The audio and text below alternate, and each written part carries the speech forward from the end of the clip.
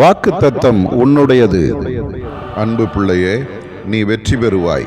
உன் எல்லா சூழ்நிலைகளும் நன்மையாக மாறும்.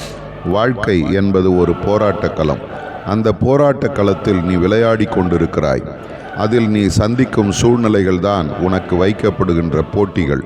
அந்த போட்டிகளை கடினமாக இருக்கிறது என்று நீ ஒதுக்கிவிட்டு போக முடியாது. எல்லாவற்றையும் நீ சந்தித்து ஆக வேண்டும். நான் உன்னை எனக்கென்று தெரிந்தெடுத்திருக்கிறேன்.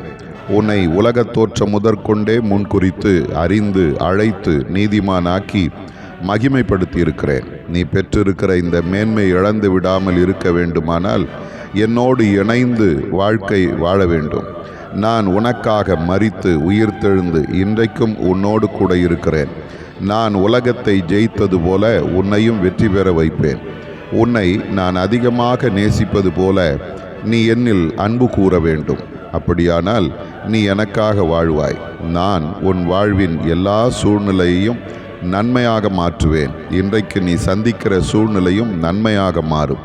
உன்னோடு இருக்கிற நான் மாறாதவர். ஆதார வசனம் இவை எல்லாவற்றிலேயும் நாம் நம்மில் அன்பு கூறுகிறவராலே முற்றும் ஜெயம் கொள்ளுகிறவர்களாய் இருக்கிறோமே. ரோமர் 8:37.